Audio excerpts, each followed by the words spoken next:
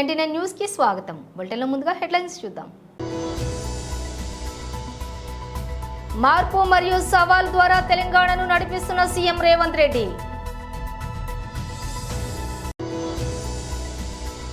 తెలంగాణ భవన్లో మీడియాతో మాట్లాడుతున్న BRS working president KTR.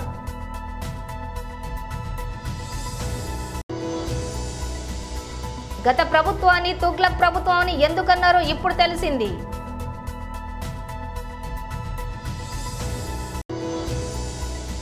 Jagananna మాకు భరోసా ఇచ్చారు, ఇంకా ఇలాంటి కేసులు ఎన్ని పెట్టినా మేము భయపడం.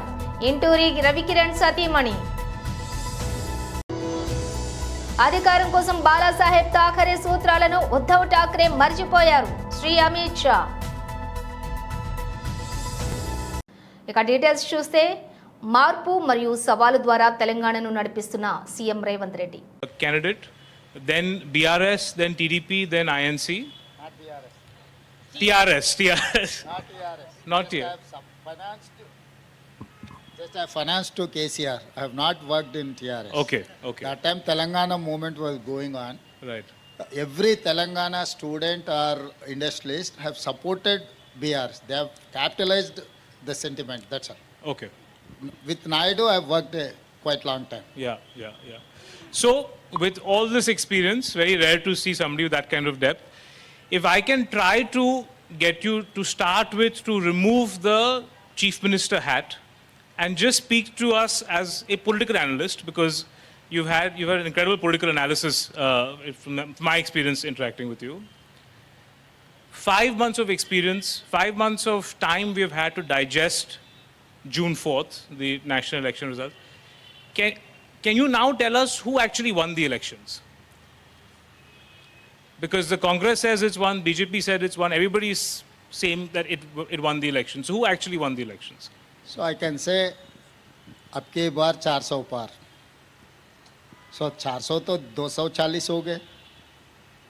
पहले बोल रहा था कांग्रेस पार्टी के लिए 40 तो 100 हो गए. नंबर से आप देखो कौन इस चुनाव में जीत गए. तो समझ सकता है मोदी जी का हार है ये. I cannot say it is a defeat of BJP. It is a defeat of Modi ji. Why? Because they have planned everything on Modi ji brand, Modi ji guarantee. So people have refused to accept Modi ji guarantee. कि मैं चुनाव से पहले ही यही बात कहा था, मोदी जी का गारंटी का वारंटी ख़त्म हो गए. तो वो वारंटी ख़त्म हो गए, अभी तो कुछ बचा ही नहीं. अभी सरकार चलना है तो और किसी का सहारा लेना है. नायडू जी का सहारा लेना है, नीतीश जी का सहारा लेना है. अगर कोई अगर 1 मिनट भी आगे पीछे कर दिए तो मोदी जी का सरकार है ही नहीं. तो सीधा हम समझ सकते हैं कि ये हार मोदी जी का हार. But similarly, would you say that the Congress, in a sense, would you call it a victory? That we've gone almost to 100? इन सरकार बनाने में हम कामयाब नहीं हो सका, मगर पब्लिक परसेप्शन में मोदी जी 10 साल इस देश के जनता को जितना धोखा दिया वो परसेप्शन में हम लोग सक्सेस हो गए. किसान के खिलाफ 3 काला कानून लागू कर दे के जितना किसानों को मरवाया आप देके, और संविधान बदलने के लिए जितना कोशिश किए, आरक्षण रद्द करने के लिए भी मोदी जी का सरकार कितना कोशिश किए. ये सब सारा जो हिडन एजेंडा था मोदी जी का, वो हिडन एजेंडा को हम बाहर लेकर आए और लोगों के अंडरस्टैंडिंग लेवल हम और एक लेवल पे आगे लेकर गए. तो इस बार लोग जानना लग गए कि भारतीय जनता पार्टी का हिडन एजेंडा क्या है दिखाने का. पुराना कहावत है, हाथी का खाने का दांत अलग है, दिखाने का दांत अलग है. Correct. తెలంగాణ భవన్లో మీడియాతో మాట్లాడుతున్న బీఆర్ఎస్ వర్కింగ్ ప్రెసిడెంట్ కేటీఆర్. స్వావలంబన సాధించాలి అన్ని రంగాల్లో అనే ఒక ఉదాత్తమైన ఆశయంతో ఆలోచనతో ఆనాటి స్వతంత్ర భారత మొదటి ప్రభుత్వం కొన్ని ఆలోచనలు చేసింది. అందులో భాగంగా పంచవర్ష ప్రణాళికలు, అందులో భాగంగానే వివిధ రంగాలకు సంబంధించి నిష్ణాతులతో సలహాలు, సూచనలు ఇవన్నీ తీసుకొని స్వావలంబన, స్వయం సమృద్ధి సాధించడానికి పబ్లిక్ సెక్టార్లో కొన్ని కంపెనీలను ఏర్పాటు చేసి తద్వారా ప్రైవేట్ రంగానికి కూడా ఊతమిచ్చి భవిష్యత్తులో భారతదేశం ఉజ్వలంగా ఎదగాలి, స్వతంత్ర భారతదేశం మీద భారత పౌరులందరికీ ఒక విశ్వాసం, కొన్ని ఆశయాలు, ప్రపంచంలోనే ఒక ఉజ్వలమైన శక్తిగా ఎదగడానికి ఎన్నో అవకాశాలు ఉన్నాయనే ఉద్దేశంతో చాలా రంగాల్లో కొన్ని కీలకమైన నిర్ణయాలు తీసుకొని ఆనాటి అప్పటి ప్రభుత్వాలు స్వాతంత్రం వచ్చిన కొత్తలో మరి కొన్ని చొరవగా కొన్ని ముందడుగు వేసే కార్యక్రమాలు తీసుకున్నారు. అందులో ముఖ్యంగా ఫార్మాస్యూటికల్ లైఫ్ సైన్సెస్ సెక్టర్, జీవ ఔషధ రంగానికి సంబంధించి, లైఫ్ సైన్సెస్ సంబంధించి అప్పటి ప్రభుత్వాలు కొన్ని నిర్ణయాలు తీసుకొని ఐడిపిఎల్ అనే ఒక సంస్థని మన హైదరాబాదులో, ఆనాటి హైదరాబాద్ స్టేట్లో, తర్వాత ఉమ్మడి ఆంధ్రప్రదేశ్లో కలిసిన తర్వాత ఉమ్మడి ఆంధ్రప్రదేశ్లో కలపడం జరిగింది. ఈ ఐడిపిఎల్ అనే సంస్థ, Indian drugs and pharmaceuticals limited అనుకుంటాను దాని పేరు, సబ్జెక్ట్ టు కరెక్షన్. ఐడిపిఎల్ అనే సంస్థ నుంచి ఆనాడు రీసెర్చ్ జరగాలి, భారతదేశంలో బ్రహ్మాండమైన కార్యక్రమాలు చేయాలనే ఉద్దేశంతో ఐడిపిఎల్ అనే సంస్థను మన హైదరాబాద్లోనే నెలకొల్పడం జరిగింది. ఆ ఐడిపిఎల్ అనే సంస్థ ఎంత ఉజ్వలంగా పనిచేసింది, ఎంతమందిని తయారు చేసింది అంటే, తదనంతరం మన రాష్ట్రంలో ఫార్మాస్యూటికల్ రంగంలో పేరెన్నిక కలిగిన కంపెనీ డాక్టర్ రెడ్డి ల్యాబ్స్. ఆ రెడ్డి ల్యాబ్స్ నడిపిన, ఆ రెడ్డి ల్యాబ్స్ వ్యవస్థాపించిన పెద్దలు డాక్టర్ అంజిరెడ్డి గారు ఆ ఐడిపిఎల్ నుంచి వచ్చారు. తదనంతరం ఆ రెడ్డి ల్యాబ్స్ నుంచి చాలామంది, ఇవాళ ఎంఎస్ఎన్ ల్యాబ్స్ అని ఎంఎస్ఎన్ రెడ్డి గారు, హెట్రో నుంచి వచ్చిన పార్థసారథి రెడ్డి గారు, తర్వాత ఆరోబిందో వాళ్ళు, వీళ్ళందరూ కూడా ఐడిపిఎల్ అనే పేరెంట్ సంస్థ నుంచే, అందులోంచి వచ్చిన వాళ్ళే వీరంతా కూడా. ఈ ఉపోద్ఘాతం అంతా మీకు ఎందుకు చెప్తున్నా అంటే, ఫార్మాస్యూటికల్ రంగంలో హైదరాబాద్ అనే మహానగరం, తెలంగాణ అనే రాష్ట్రం ఇవాళ భారతదేశంలో ఒక leader. 40% pharmaceuticals and bulk drugs భారతదేశంలో తయారయ్యేటిది మన తెలంగాణ, మన హైదరాబాద్ నుండే ఇవాళ వస్తూ ఉన్నాయి. ఇంకొక అడుగు ముందుకేసి చెప్పాలి అంటే, కోవిడ్ సమయంలో పారాసిటమాల్కి ఎంత గిరాకీ ఉండేనో నాకంటే బాగా మీకే తెలుసు. ప్రపంచవ్యాప్తంగా పారాసిటమాల్కి షార్టేజ్ ఏర్పడింది. మనం డోలో రూపంలో తీసుకుంటాం, క్రోసిన్, డోలో. వాటికి సంబంధించి ఆనాడు అప్పటి అధ్యక్షుడు, అమెరికా అధ్యక్షుడు డొనాల్డ్ ట్రంప్ మన ప్రధానమంత్రి గారికి ఫోన్ చేసి, మీ భారతదేశంలో ఫార్మాస్యూటికల్స్ చాలా విస్తారంగా పనిచేస్తూ ఉన్నాయి, మాకు ఈ పారాసిటమాల్ కావాలి అంటే, డొనాల్డ్ ట్రంప్ గారు కూడా, ఆనాడు నేను మంత్రిగా ఉన్నా కాబట్టి తెలుసు, ప్రభుత్వంలో మేము ఉన్నాం కాబట్టి తెలుసు, ఆనాడు అప్పటి మన ముఖ్యమంత్రి కేసీఆర్ గారికి ఫోన్ చేసి, వాళ్ళ అధికారులు మన అధికారులు సయోధ్యతో, అండర్స్టాండింగ్తో ప్రపంచవ్యాప్తంగా ఉన్న పరిస్థితులను దృష్టిలో పెట్టుకొని పారాసిటమాల్ ఉత్పత్తిని కూడా పెంచాలి అని చెప్పి అప్పటి ఫార్మాస్యూటికల్ కంపెనీని పిలిచి, మేము ఆనాడు ఒక ఆలోచనతోని వాళ్ళని కాన్ఫిడెన్స్లో తీసుకొని ఆ రంగాన్ని ముందుకు పోయినాం. గత జగన్ ప్రభుత్వాన్ని తుగ్లక్ ప్రభుత్వాన్ని ఎందుకు అనేవారో తెలుసుకోవాలి అంటే, మహిళా కార్యదర్శుల నియామకం, వారికి కేటాయించిన విధులే ఒక ఉదాహరణ. లాస్ట్ గవర్నమెంట్ అసలు అంటే ఇటువంటి దాన్ని ఏమంటారు యాక్ట్లను కూడా చదువుకోకుండా ఎంత గుడ్డిగా ఇటువంటి జీవోలు ఇష్యూ చేసిందని చెప్పడానికి ఇది ఒక తార్కాణం కింద మనం భావించవచ్చు. ఎందుకంటే యాక్చువల్ గా వీళ్ళని గ్రామ వార్డు మహిళా సంరక్షణ కార్యదర్శుల కింద ఇందాక సభ్యులు చెప్పినట్టుగా జీవో నెంబర్ MS నెంబర్ 129 ప్రకారం 2019లో వీళ్ళు నియమించడం జరిగింది అధ్యక్ష. ఓవరాల్ గా చూస్తే అధ్యక్ష వీళ్ళు 15,000 మంది రిక్రూట్మెంట్ చేస్తే అధ్యక్ష దగ్గర 13,815 మంది మహిళా సంరక్షణ కార్యదర్శుల కింద పనిచేసే పరిస్థితి ఉంది అధ్యక్ష. అందులో సుమారుగా 1,189 ఆటోమేటిక్ ఇంకా ఖాళీలు ఉన్నాయి అధ్యక్ష. అయితే 13,815 మందికి అధ్యక్ష 2021కి వచ్చేసరికి మళ్ళీ జీవో నెంబర్ 60 ప్రకారం చేసుకుని వాళ్ళని ఒక మహిళా రక్షణ కార్యదర్శుల కింద వార్డు లేక గ్రామ మహిళా రక్షణ కార్యదర్శుల కింద మార్చి వాళ్ళకి ఒక సెపరేట్ జాబ్ చార్ట్ ఇచ్చారు అధ్యక్ష. జాబ్ చార్ట్ లో కూడా అధ్యక్ష చూస్తే పోలీస్ డిపార్ట్మెంట్, ఇందాక కోన రవికుమార్ గారి సభ్యులు చెప్పినట్టుగా, ఒక చీఫ్ సెక్రటరీకి ఎన్ని బాధ్యతలు ఉంటాయి అన్ని బాధ్యతలు కూడా ఒక గ్రామ మహిళా సంరక్షణ కార్యదర్శికి అప్పచెప్పడం అనేది చూస్తేనే అధ్యక్ష లాస్ట్ గవర్నమెంట్ తాలూకు అవివేకం అనేది చాలా క్లియర్ గా అర్థమవుతుంది అధ్యక్ష. ఎందుకంటే అధ్యక్ష ఈ రోజు మనం ఇక్కడ చూసుకుంటే అధ్యక్ష పోలీస్ డిపార్ట్మెంట్ లో ఒక ఉద్యోగం సాధించాలంటే వాళ్ళు శారీరక దారుఢ్య పరీక్షలు వాళ్ళు నెగ్గాలి, రిటర్న్ టెస్ట్ వాళ్ళ ఎగ్జామ్ పాస్ అవ్వాలి, 9 months ట్రైనింగ్, కఠోరమైన ట్రైనింగ్ ఉంటుంది అధ్యక్ష.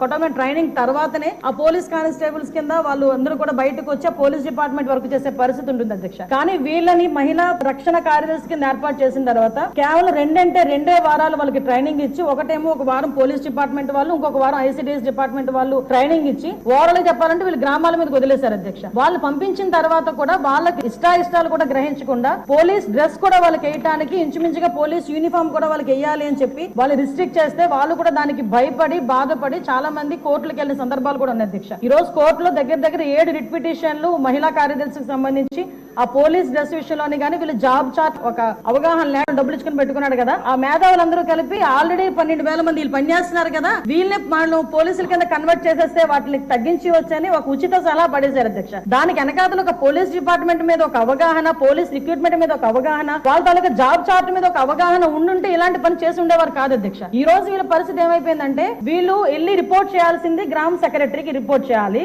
వీళ్ళ అడ్మినిస్ట్రేటివ్ పవర్స్ ఎక్కడ ఉంటాయంటే పోలీస్ డిపార్ట్మెంట్ దగ్గర ఉంటాయి, వీళ్ళకి జీతం ఇచ్చేదేమో ఎంపీడీఓ, లీవ్ ఇచ్చేదేమో ఎంపీడీఓ, మళ్ళా తిరిగి ఒకవేళ ట్రాన్స్ఫర్ అవ్వాలంటే డిపార్ట్మెంట్ కలెక్టర్ దగ్గరికి వెళ్ళాలి అధ్యక్ష. అంటే వీళ్ళకి సంబంధించి ఒక అథారిటేటివ్ ఆఫీసర్ ఒకరు కూడా లేక ఇన్ని డిపార్ట్మెంట్స్ తో పోనీ పైకి వచ్చిన తర్వాత పని చేద్దామంటే వీళ్ళు తాలూకా అంటే పైచి ఎంత పెరిగిపోయిందంటే లాస్ట్ గవర్నమెంట్ కి వీళ్ళ చేతే తక్కువ జీతాలు ఇచ్చి ఎక్కువ పని చేయించుకుందామని క్రైమ్ ఆఫ్ ఎఫెన్స్ దగ్గర కూడా కాపాడడానికి కూడా వీళ్ళు తీసుకెళ్లాలంట, నాన్ బెయిలబుల్ వారెంట్లకు సంబంధించి వీళ్ళు సపోర్ట్ చేయాలంట, అక్కడికి వెళ్లి మహిళా సంరక్షణ కార్యదర్శుల కింద మహిళా రక్షణ కార్యదర్శుల కింద అక్కడ ఉన్న అవగాహన కల్పించడం, లేకపోతే ఐసీడీఎస్ సంబంధించి ఏదైనా మిడ్ డే మీల్స్ చూడడం అంతవరకు ఓకే. ఆఖరికి పోలీస్ డిపార్ట్మెంట్ కి వాళ్ళ ఇన్వెస్టిగేషన్ లోని కూడా వీళ్ళు హెల్ప్ తీసుకొని చేసుకునే పరిస్థితి కనిపించింది. లాస్ట్ గవర్నమెంట్ లో చాలా మంది మాతోనే మొరపెట్టుకున్నారు అధ్యక్ష. మేము ప్రతిపక్షంలో ఉండేటప్పుడు పోరాటాలు చేసేటప్పుడు మమ్మల్ని ఆపడానికి ఈ మహిళా కానిస్టేబుల్ తో పాటు మహిళా పోలీసులు కూడా పంపించేవారు. ఈ ప్రభుత్వంలో పోలీసులు అక్రమ అరెస్టులు చేస్తున్నారు. ఒక స్టేషన్ నుండి బయటకు వచ్చాక మరో స్టేషన్ పోలీసులు వచ్చి తీసుకెళ్తున్నారు. పైనుంచి వచ్చిన ఫోన్ ఆధారంగా పోలీసులు ప్రవర్తిస్తూ ఉన్నారు. ఇంటూరి చెప్పని విషయాలను చెప్పినట్లుగా సంతకాలు పెట్టించుకుంటూ ఉన్నారు. అయితే జగనన్న మాకు భరోసా ఇచ్చారు, ఇంకా ఇలాంటి కేసులు ఎన్ని పెట్టినా మేం భయపడం. పోలీసులు అరెస్ట్ చేస్తూనే ఉన్నారు. గుంటూరు దగ్గర నుంచి ఫస్ట్ గుడివాడ వచ్చి తీసుకెళ్లారండి. గుడివాడ వచ్చి పోలీసులు వచ్చి గుడివాడ తీసుకెళ్లారు. అక్కడి నుంచి స్టార్ట్ అయ్యింది లాస్ట్ మంత్ 21వ తారీఖు నుంచి ఇప్పుడు వరకు. గుడివాడలో 2 అన్నారు, తర్వాత అరండల్పేట 1, వైజాగ్లో 2, మొత్తం ఆయన మీద 9 కేసులు వేశారండి. గుడివాడలో గుంటూరులో చూసుకుని ఆయన ఇంటికి వచ్చిన తర్వాత ఆ నెక్స్ట్ డే వచ్చి దువ్వాడ పోలీస్ స్టేషన్లో పోలీసులు వచ్చారండి. స్టేషన్ నుంచి వచ్చాం సైన్ అని చెప్తున్నారు. నాకు ఒక రిపోర్ట్ కానీ ఇది అసలు వాళ్ళు ఏం సబ్మిట్ చేయట్లేదు, మనిషిని సైన్ అని చెప్పి తీసుకెళ్ళిపోయి అక్కడ పొద్దున్న నుంచి రాత్రి వరకు కూర్చోబెట్టి అతనితో చాలా వరస్ట్గా బిహేవ్ చేస్తున్నారు. లోపల సీఐలు కానీ పోలీసులు కానీ అందరూ చాలా వరస్ట్గా బిహేవ్ చేసి వాళ్ళకి పోలీసులకి ఫోన్లు వచ్చి వాళ్ళు ఏం చేయమంటున్నారో అది ఆ ఫోన్లో వచ్చిన వాటిని వాళ్ళు ఫాలో అవుతున్నారు. వాళ్ళు ఆ ఫోన్లో ఏం చెప్తున్నారో దానికి సంబంధించి చేస్తున్నారు. ఆయన్ని ఒక అంటే ఇప్పుడు ఏదో కేసు మర్డర్ చేసి అలా వచ్చినట్టుగా బిహేవ్ చేస్తున్నారు. బయటకు వచ్చిన తర్వాత మాకు స్టేషన్ బెయిల్ వచ్చిందని చెప్తున్నారు. బయటికి తీసుకొచ్చేసరికి ఇంకో స్టేషన్ పోలీసులు రెడీగా ఉంటున్నారు. రెడీగా ఉండి ఆయన్ని ఎక్కించుకుని తీసుకెళ్ళిపోతున్నారు. ఎక్కడికైనా అడిగితే చెప్పట్లేదు, ఏం కేసు మీద అరెస్ట్ చేస్తున్నారంటే చెప్పట్లేదు. మాకు ఎలాంటి ఇంటిమేషన్ ఇవ్వకుండా అరెస్ట్ చేస్తున్నారు. వచ్చి ఈ కేసు ఈ పోలీస్ స్టేషన్ కాదు ఇంకో స్టేషన్, ఇలాగా మమ్మల్ని రాష్ట్రం అంతా తిప్పుతున్నారు. లాస్ట్ మొన్న 2 days బ్యాక్ మొన్న జరిగిందండి. రాణిపేట నుంచి మహారాణిపేట నుంచి రాజమండ్రి నుంచి పోలీసులు వచ్చి ఈవినింగ్ 7కి తీసుకెళ్ళిపోయారు. రాజమండ్రి తీసుకొచ్చారు. నిన్నేమో అక్కడ రాజమండ్రిలో సీఏ అయితే చాలా వరస్ట్గా బిహేవ్ చేశాడు. అతనికి అప్డేటు అనవసరంగా అక్రమంగా అతను చెప్పని దాని మీద సంతకాలు పెట్టించుకున్నారు. రిమాండ్కి వేశారు. నేను సెంట్రల్ జైలుకి పంపించారు. నేను రిమాండ్ వేసి ఇవన్నీ జరుగుతున్నాయి. మమ్మల్ని ఊరంతా తిప్పుతున్నారు, రాష్ట్రమంతా తిప్పుతున్నారు. ప్రతి స్టేషన్లో కేసు పెడుతున్నారు. ఏ స్టేషన్లో కేసు ఫైల్ అయితే ఆ కేసుని మా ఇంటూరి రవికిరణ్ మీద యాడ్ చేసేస్తున్నారు. ప్రతి స్టేషన్లో కేసు పెడుతున్నారు. ఆ విషయం చెప్పుకుందామని జగనన్న దగ్గరికి వచ్చాం మేము ఈరోజు. జగనన్న మాకు భరోసా ఇచ్చారు. జగనన్న మాకు అండగా ఉంటామని చెప్పారు. ఎన్ని పెట్టుకుంటారో పెట్టుకోండి, మాకు జగనన్న అండగా ఉన్నాడు. నేను ఈరోజు పోలీసులు ఎవరైతే ఉన్నారో ఎంత అక్రమంగా అతన్ని ఇచ్చేస్తున్నారో వాళ్ళందరి మీద ప్రైవేట్గా కేసులు పెడతాను నేను. ఉద్ధవ్జీ అధికారం కోసం బాలాసాహెబ్ థాకరేజీ సూత్రాలను మర్చిపోయారు. ఔరంగాబాద్ పేరును సంభాజీ నగర్గా మార్చడాన్ని వ్యతిరేకించిన, ట్రిపుల్ తలాక్ రద్దును వ్యతిరేకించిన, ఆర్టికల్ 370 రద్దును వ్యతిరేకించిన, సర్జికల్ స్ట్రైక్ను వ్యతిరేకించిన వారితో ఉద్ధవ్ బాబు కూర్చున్నారు. केवल और केवल तुष्टीकरण करना चाहती है और उद्धव जी सत्ता के लिए सारे बाला साहब के पूरे सिद्धांत भूल कर बैठे। उद्धव बाबू, आप किसके साथ बैठे हो? जिन्होंने औरंगाबाद का नाम संभाजी नगर बनाने का विरोध किया, उसके साथ बैठे हो। जिन्होंने राम मंदिर बनाने का विरोध किया, उनके साथ बैठे हो। जिन्होंने ट्रिपल तलाक हटाने का विरोध किया, उनके साथ बैठे हो। जिन्होंने 370 हटाने का विरोध किया, उनके साथ बैठे हो। और जिन्होंने पाकिस्तान को करारा जवाब देने का, सर्जिकल स्ट्राइक का विरोध किया, उसके साथ बैठे हो। हिंदुओं को आतंकवादी कहने वालों के साथ बैठे हो।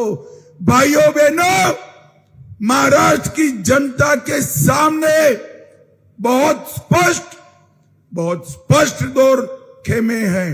एक, ये अघाड़ी का खेमा जो औरंगजेब फैन क्लब है, औरंगजेब फैन क्लब है। और दूसरा महायुति का खेमा जो छत्रपति शिवाजी महाराज और सावरकर जी के सिद्धांतों पर चलने वाले। मुझे बताओ दूल्हे वालों, आप किसको पसंद करोगे भाई? मेरे साथ बोलो, छत्रपति शिवाजी महाराज की। గంజాయి విక్రయిస్తున్నారని సమాచారం అందటంతో నిందితులను పట్టుకోవడానికి వెళ్లిన పోలీసులపై దాడి జరిగింది. స్థానికులతో కలిసి గంజాయి బ్యాచ్ విచక్షణ రహితంగా దాడి చేయడంతో ఎస్ఐకి గాయాలయ్యాయి. హైదరాబాద్లోని హబీబ్ నగర్ పోలీస్ స్టేషన్ పరిధిలో మంగళవారం అర్ధరాత్రి సమయంలో చోటు చేసుకుంది ఈ ఘటన. పోలీసులు తెలిపిన వివరాల ప్రకారం గంజాయి అమ్మకాలకు సంబంధించి పక్కా సమాచారం అందటంతో నార్కోటిక్ అధికారులు హబీబ్ నగర్లోని మాంగర్ బస్తీకి వెళ్లారు. సిఐలు దీపక్, రాజశేఖర్, ఎస్ఐ శివకుమార్తో పాటు కొంతమంది కానిస్టేబుల్లు అక్కడికి వెళ్లారు. అయితే వీరి రాకను గుర్తించిన పాత నేరస్తుడు గంజాయి వ్యాపారి కంబ్లీ దీపక్ పరారయ్యేందుకు ప్రయత్నించాడు. పోలీసులు వెంటపడి దీపక్ ను పట్టుకున్నారు. స్టేషన్ కు తరలించే ప్రయత్నం చేస్తూ ఉండగా స్థానికులతో కలిసి దీపక్ తమ్ముడు అరుణ్ పోలీసులను అడ్డుకున్నాడు. అయితే దాదాపు 100 మంది పోలీసులపై దాడికి దిగారు. బీర్ బాటిళ్లతో కొట్టడంతో ఎస్ఐ శివకుమార్ తలపై గాయమైంది. స్థానికుల దాడి నుంచి తప్పించుకున్న పోలీసులు ఎస్ఐ శివకుమార్ ను ఆసుపత్రిలో చేర్పించారు. ఈ ఘటనలో ఎస్ఐ మెడలోని 2 తులాల బంగారు గొలుసు పోయిందని పోలీసులు తెలిపారు. గంజాయి వ్యాపారి కంబ్లీ దీపక్, అతడి తమ్ముడు పరారయ్యారని వివరించారు. హీరో సూర్య, ప్రముఖ దర్శకుడు శివ కాంబినేషన్లో వస్తున్న తాజా చిత్రం కంగువా ఈ నెల 14న మూవీ ప్రపంచవ్యాప్తంగా గ్రాండ్గా విడుదల కానుంది. ఈ నేపథ్యంలోనే మేకర్స్ ముమ్మరంగా ప్రచారం చేస్తూ ఉన్నారు. ఈ క్రమంలోనే చిత్ర బృందం ముంబైలో ప్రెస్ మీట్ నిర్వహించింది. అయితే ఈ సమావేశంలో సూర్య మీడియాకు క్షమాపణ చెప్పి అందరినీ ఆశ్చర్యపరిచారు. దానికి కారణం ఆయన ఈ ప్రెస్ మీట్కు ఆలస్యంగా వెళ్లడమే. ముంబై ప్రెస్ మీట్కు బయలుదేరిన సూర్య సమయానికి అక్కడకు చేరుకోలేదు. పలు కారణాల వల్ల ఆయన ఈ సమావేశానికి గంట ఆలస్యంగా వెళ్లారు. దాంతో సూర్య మీడియాకు సారీ చెప్పారు. ఈ ప్రెస్ మీట్ లో సూర్య మాట్లాడుతూ, ఆలస్యంగా వచ్చినందుకు క్షమించండి, ట్రాఫిక్ వల్ల లేట్ అయిందని సాకులు చెప్పను, మీ అందరి సమయానికి నేను విలువనిస్తాను, అయితే దీన్ని నేను నియంత్రించలేకపోయా అని సూర్య అన్నారు. ఇక ఈ మీడియా సమావేశంలో కంగువా సినిమాపై పలు ప్రశ్నలకు సూర్య సమాధానమిచ్చారు. Tell us, how does it all feel? Because it's just 2 days. November 14th is when we'll get to see the movie in theaters. Thank you for this time. And I'll first apologize for a delay. It's not even Mumbai traffic, it is air traffic. We've been taking flights every day. Excuses apart, sincere apologies. We all value your time, but I couldn't have control over this to come here. So, I hope we have your love. Still have your love. Thank you. To all my family here, thank you so much for being part of Kanguva and voting for Kanguva and cheering for Kanguva. Kanguva has been a very, very special journey for me.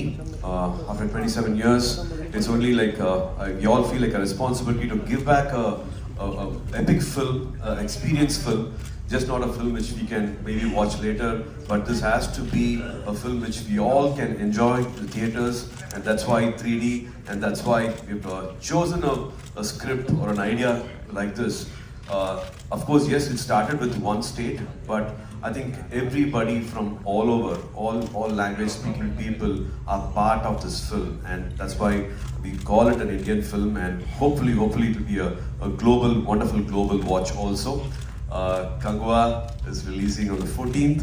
It is our baby. We need all your love and all your support. Thank you. Kodangal ప్రాంతంలోని రైతుల భూములను లాక్కొని అక్కడి రైతులను అక్రమ అరెస్ట్ను మాజీ MLA Narender Reddy అరెస్ట్ను నిరసిస్తూ OU arts కళాశాల వద్ద బీఆర్ఎస్పీ విద్యార్థి నాయకులు ముఖ్యమంత్రి రేవంత్ రెడ్డి దిష్టిబొమ్మను దహనం చేశారు. ఈ సందర్భంగా విద్యార్థి నాయకులు మాట్లాడుతూ ప్రభుత్వం ఉంది కదా అని రైతులను కష్టపెట్టడం చాలా బాధాకరమని, దీనికి కాంగ్రెస్ ప్రభుత్వం తగిన మూల్యం చెల్లించాల్సి వస్తుందని హెచ్చరించారు. అక్రమ అరెస్టులు చేసిన రైతులను, మాజీ ఎమ్మెల్యేలను విడుదల చేసి కలెక్టర్ క్షమాపణ చెప్పాలని డిమాండ్ చేశారు.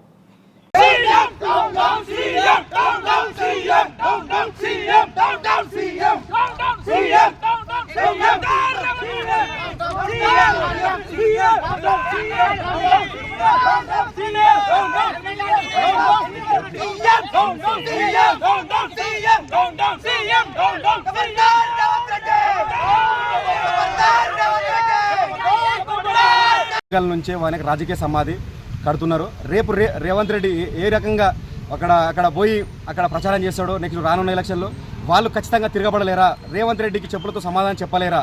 ఇకనైనా రేవంత్ రెడ్డి తక్షణమే 16 మంది రైతులను విడుదల చేసి అక్కడ ఫ్యాక్టరీలు, అక్కడ జలాలు, వాళ్ళ అక్కడ విషపూరితమైన జలాలు వాళ్ళు వద్దు, వాళ్ళు పచ్చని పొలాలలో వాళ్ళ ఫ్యాక్టరీలు వద్దని వాళ్ళే మొత్తుకుంటున్నారు. కాబట్టి ఇప్పటికైనా అక్కడ బీఆర్ఎస్ పార్టీ ఏదో ప్రభుత్వం మీద వస్తున్న వ్యతిరేకతను బీఆర్ఎస్ పార్టీ చేపిస్తున్న అట్లా తీసుకుపోతున్నాడు తప్ప అక్కడ ఏం లేదు. ఓన్లీ రైతులు వాళ్ళ భూములు వాళ్ళు మాకు కావాలి, మా భూములు మేము ఇవ్వము అని అంటున్నా. కానీ ఇక్కడ రేవంత్ రెడ్డి ప్రభుత్వం వ్యతిరేకత, కాంగ్రెస్ ప్రభుత్వం మీద వస్తున్న వ్యతిరేకతను బీఆర్ఎస్ పార్టీ తీసుకొస్తున్న ఉద్దేశంతో తీసుకొస్తున్నాడు. రేవంత్ రెడ్డి ఇక్కడైనా మేము హెచ్చరిస్తూ ఉన్నాం, వాళ్ళ భూములు వాళ్ళకి ఇచ్చేసాయి. ఇప్పటికైనా అక్కడ 16 మంది రైతుల వాళ్ళ భూములు వాళ్ళకి ఇచ్చేసి అక్కడ వాళ్ళని కావాల్సి ఉంటే ఇప్పుడు ఎమ్మటే వాళ్ళని రిమాండ్ చేశారు కదా, వాళ్ళని తక్షణమే విడుదల చేయకుంటే రాష్ట్రం మొత్తం అగ్నిగుండంగా మారుతుంది. రేవంత్ రెడ్డి నీకు రానున్న ఎలక్షన్లో కొడంగలే నీకు రాజకీయ సమాధి చేస్తుంది బిడ్డ, మేము హెచ్చరిస్తూ ఉన్నాం. ఇప్పటికైనా వాళ్ళని తక్షణమే విడుదల చేయకుంటే బీఆర్ఎస్ విద్యార్థి విభాగం అడుగడుగున వెంబడిస్తుంది. 144 సెక్షన్ పెట్టినావు కదా, ఏ రకంగా నువ్వు తిరుగుతావో మేము చూస్తాము. ఇక్కడ ఇప్పుడు రేవంత్ రెడ్డి దిశమో తలగబెట్టడం జరిగింది. ఇకనైనా మానుకొని రేవంత్ రెడ్డి రౌడీజమా, నీ రౌడీజం మానుకొని ప్రభుత్వ పాలన మీద దృష్టి పెట్టు. ఇప్పటికైనా మార్చుకో, రైతుల మీద వేస్తే బిడ్డ నువ్వు రాను రోజుల్లో నువ్వు ఆగమైపోతావు బిడ్డ, హెచ్చరిస్తా ఉన్నాం. బులెటిన్ ముగించే ముందు హెడ్లైన్స్ మరోసారి. మార్పు మరియు సవాల్ ద్వారా తెలంగాణను నడిపిస్తున్న సీఎం రేవంత్ రెడ్డి.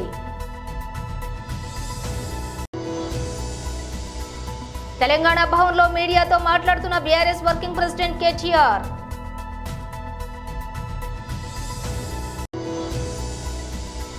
గత ప్రభుత్వాన్ని తుగ్లక్ ప్రభుత్వం అని ఎందుకన్నారో ఇప్పుడు తెలిసింది.